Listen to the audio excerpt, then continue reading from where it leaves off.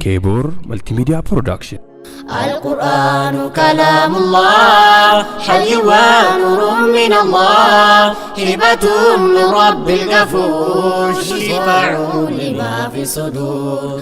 القرآن كلام الله حي ونور من الله هبة من رب الغفور شفاع لما في الصدور. قرآني جالا كتابا واندربيف واندوفو هما bu'uura jiruu keenyaati bareecha ifa alamaa kitaabota hunda caalaa meekamtu isaan madaalaa yoo qur'aanatti dalagdee bareechee siif tolcha haalaa.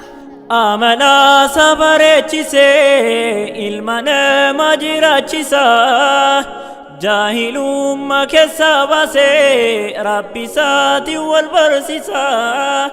Barkina rabbii guddaati kan yoomiyyuu hin shaaramne kan qur'aan kana fakkaatu bartakaayyuu hin argamne.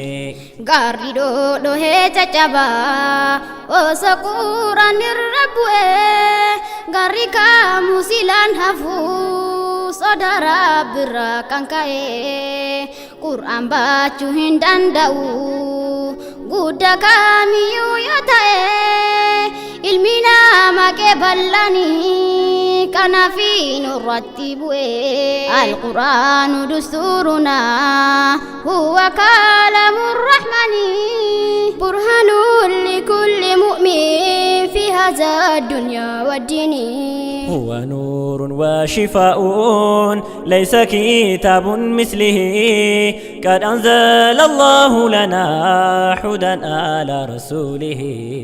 القرآن كلام الله حي ونور من الله هبة من رب الغفور شفاع لما في الصدور. القرآن كلام الله حي ونور من الله هبة من رب الغفور شفاع لما في الصدور. إفجير مسلموتا هلا إيساني كان تلتو يا قرآنتي دلغان قلبنا ما كان بارجو دكانا كساسا فودي غاري فتي كان بازو نامي ستي دلغي قلبي سا إيمانا جيسو. jecha kaaliqa ol ta'e kan yoomiyyuu hin shaaramne jaarra hedduu soqaa turan fakkaataan isaa hin argamne. Fayyisaa qalbii muslimaa jecha yoomuu hin faalamne kalama rabbi alamaa kijibaan kan hin laaqamne. Caalaa kitaabota hundaa qur'aanni ifa alamaa ifa yoomiyyuu hin dhabne bu'uura jiru muslimaa imaama muslimaa hundaa jiru kee kan siif bareechu qalbii zambiidhaan jallatee qur'aana barkan qajeelchu.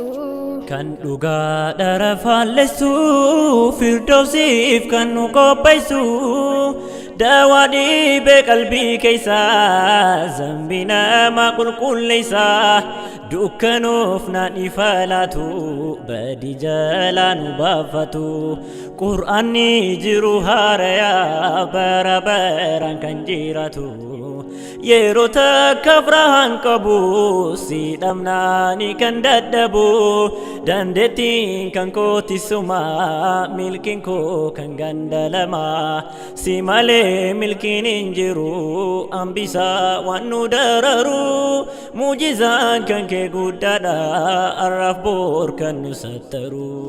القرآن نور مبين اقرأوه يا مسلمين نور لكل العالمين هجة يوم القيامة. هو كتاب كريم تنزيل من رب الرحمن برهان لكل مسلم فرقان دستور الزمان. هو كتاب كريم تنزيل من رب السلام برهان لكل مسلم، فرقان دستور الإسلام. القرآن كلام الله، حي ونور من الله، هبة من رب الغفور، شفاع لما في الصدور. القرآن كلام الله، حي ونور من الله، هبة من رب الغفور، شفاع لما في الصدور. القرآن كلام الله، حي ونور من الله، هبة من رب الغفور، شفاع لما في الصدور. شفاء لما في الصدور.